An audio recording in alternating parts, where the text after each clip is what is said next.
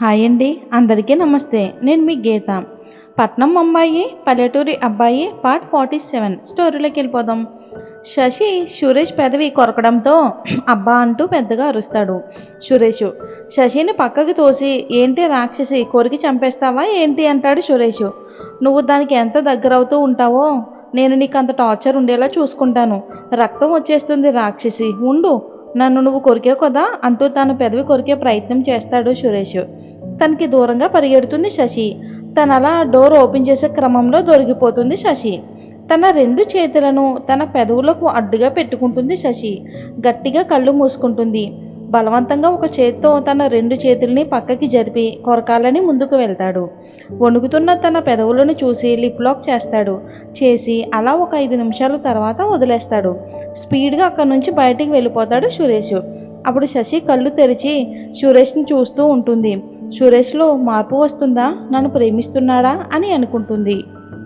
కల్పన బావా నాకు ఇంట్లో బోర్గా ఉంది, ఎక్కడికైనా తీసుకెళ్ళవా అని అడుగుతుంది కల్పన. సురేష్ నాకు ఇప్పుడు తీరిక లేదు, నేను తర్వాత ఎప్పుడైనా తీసుకెళ్తాను అని అంటాడు సురేష్. ఏంటి బావా ఎప్పుడు చూడు పని పని అంటావు, వెళ్ళు కూర్చుని రావడమే కదా అని అంటుంది కల్పన. ఏంటి ఎలా కనిపిస్తున్నాను? ఒక సర్పంచ్ అంటే మిగిలిన వాళ్ళు ఎలక్షన్స్ అప్పుడు మాత్రమే పనులు చేస్తారు, ఎందుకంటే ఓట్ల కోసం. అలా చూసి చూసి విసుకొచ్చింది కాబట్టి ఈ ప్రొఫెషన్లోకి వచ్చాను. ప్రభుత్వం నాకు జీతం ఇస్తుంది తిని కూర్చోమని కాదు. మనం ఉన్నది 5 సంవత్సరాలే అయినా సరే అందరూ గుర్తుపెట్టుకునేలా మంచి పనులు చేయాలి. అలా చేయని పక్షంలో ఈ ప్రొఫెషన్ ఎంచుకోకూడదు. ఎంత డబ్బు ఖర్చు పెట్టామా, ఎంత డబ్బు ప్రజల నుండి లాక్కున్నామా అన్నది కాదు, మన కర్తవ్యానికి కట్టుబడి ఉండి ప్రజలకు సేవ చేయాలి. నేను పెద్దగా చదువుకుని ఉండకపోవచ్చు, కానీ నాకు లోకజ్ఞానం తెలుసు. ప్రభుత్వ ఫండ్ విడుదల చేస్తూ ఉంటుంది.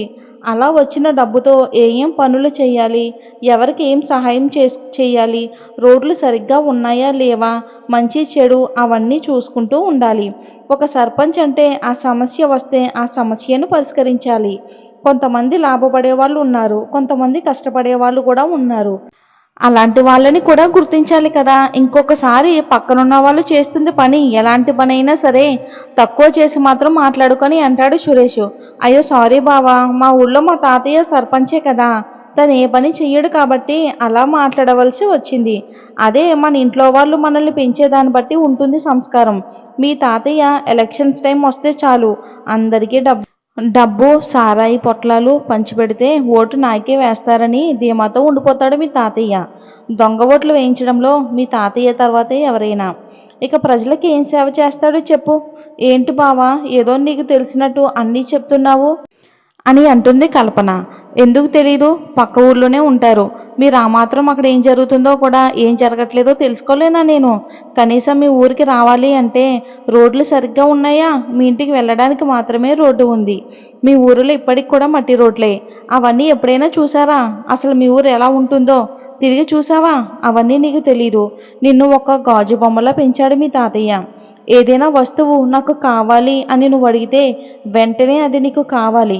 అది నీ క్యారెక్టర్. అది పుట్టుకతో రాలేదు, మీ అమ్మ నాన్న పెంచే పద్ధతిలో వచ్చింది. అమ్మ నాన్న ఎక్కర్లే, అత్తయ్యకు నోట్లో నుంచి అసలు మాటే కూడా రాదు కదా. ఏ రోజైనా సరే మాట్లాడిస్తేనే కదా. సామ్రాజ్యం అంతా మీ తాతయ్యదే. మీ తాతయ్య సామ్రాజ్యంలోనే పెరిగావు. అతిగా గారాబం చేశాడు. ఒకటి చెప్తా చూడు, నీకున్న ఆస్తి కంటే రెట్టింపు ఆస్తి శశి దగ్గర ఉంది.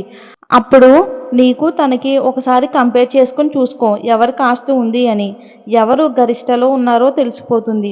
నీకన్నా తనే ఎక్కువ చదివింది. తనకు బిజినెస్ చేయాలని, తనకంటూ ఒక గుర్తింపు రావాలని కష్టపడే వ్యక్తిత్వం ఉన్న అమ్మాయి తను. కానీ వాళ్ళ అమ్మ నాన్న చేసిన తప్పు నాకు ఇచ్చి పెళ్లి చేసి తన లైఫ్ నాశనం చేయటం.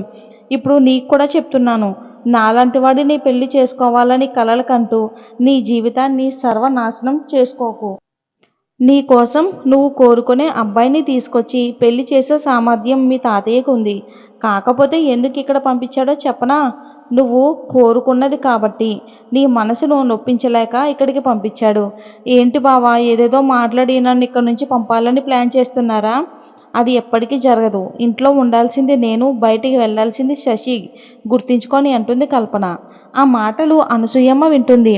తను మారింది అనుకుంది, కానీ తను మొండిగా మాట్లాడడం విని తనకు ఎలాగైనా గుణపాఠం నేర్పించాలని అనుకుంది అనసూయమ్మ. శశిని తీసుకుని పొలానికి వెళ్దామని అంటుంది అమ్మమ్మ. మీరు కూడా పొలానికి వెళ్తారా అంటూ వస్తుంది శశి. నేనే కాదే మనవరాలా, నువ్వు కూడా రా, ఇంటి కోడలికి అన్ని పనులు వచ్చి ఉండాలి అని చెప్తాను కదా. పదండి, పొలం పనులు ఎలా జరుగుతున్నాయో చూసొద్దాం. మన పొలంలో నాట్లు వేస్తున్నారు, ఎలా వేస్తున్నారో చూద్దురు పదండి అని అంటుంది అనసూయమ్మ గారు. నేను రానమ్మమ్మ, మీరు వెళ్ళండి అని అంటుంది శశి. రాను అంటున్నదాన్ని ఎందుకు పిలుస్తున్నారు మీరు, నేను వస్తా అంటుంది కల్పన. పదబావా, నేను వస్తా అంటూ వెళ్ళి తన పక్క సీట్లో కూర్చుంటుంది. కల్పన వెళ్ళేసరికి తనకిష్టం లేకపోయినా నేను కూడా వస్తానని వెళ్ళి కూర్చుంటుంది శశి. అలాగే సునీతను కూడా తీసుకుని బయలుదేరతారు. అలా పొలం దగ్గరికి తీసుకుని వెళ్ళిన తర్వాత అక్కడ ఆడవాళ్ళందరూ జానపదం పాటలు పాడుతూ పనిచేస్తూ ఉంటారు. అవునమ్మమ్మ, ఎందుకు వాళ్ళు పాటలు పాడుతున్నారు అని అడుగుతుంది. అవి పాటలు కాదే, జానపద గీతాలు. పూర్వం పెద్దవాళ్ళు కూడా ఇలాగే చేసేవాళ్ళు. ఎందుకో తెలుసా, ఎంత కష్టమైనా సరే ఇలా ఆడుతూ పాడుతూ చేస్తే ఆ కష్టం తెలీదని. అందుకే కదా, వెళ్ళండి వెళ్ళండి అంటూ వాళ్ళిద్దరూ కూడా వాళ్ళతో పాటు నాట్లు వేయండి అని అనసూయమ్మ గారు చెప్తారు. నేను ఈ వాటర్లోని అస్సలు దిగను అని అంటుంది కల్పన. నువ్వు వెళ్ళు శశి అని అంటుంది అనసూయమ్మ. అయ్యో అమ్మగారు, మీరా, ఎందుకమ్మ ఈ ఎండలో పిల్లల చేత కష్టం పెట్టించడం? కష్టం తెలియాలి రంగమ్మ, ఇంట్లో కూర్చుంటే ఎవరికీ పొద్దుపోవట్లేదు, అందుకే వచ్చారులే. సరే ఇలా రండమ్మా, నేను నేర్పిస్తాను ఎలా నాట్లు పెట్టాలో అని రంగమ్మ శశికి నేర్పిస్తుంది. శశి తను చెప్పింది శ్రద్ధగా విని అలాగే చేస్తూ ఉంటుంది. శశి నాట్లు వేయడం చూసిన సురేష్ మనసులో శశిని ఏ పని చెప్పినా ఇట్టే నేర్చుకుంటుంది అని మనసులో గర్వంగా అనుకుంటాడు. అది చెయ్యగా నేనెందుకు చేయలేను అని అనుకుంటూ ముందుకు వెళ్ళి పొలంలోకి దిగుతుంది కల్పన. కాలికి ఏదో తగిలినట్టు అనిపించడంతో పైకి రాబోతూ స్లిప్ అయ్యి ఆ బురదలో పడిపోతుంది. ఆదిలోనే హంసపాదం అని దీన్నే అంటారేమో అని నవ్వుకుంటారు అందరూ. ఇక అందరూ గట్టు మీదకి రండి, తినడానికి టైం అవుతుంది కదా, టైంకి భోజనం చెయ్యండి అని చెప్తాడు సురేష్. ఇది friends story.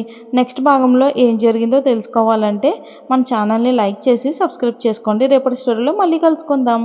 Thanks for watching friends. Have a nice day. And like చేయడం మాత్రం మర్చిపోవద్దు.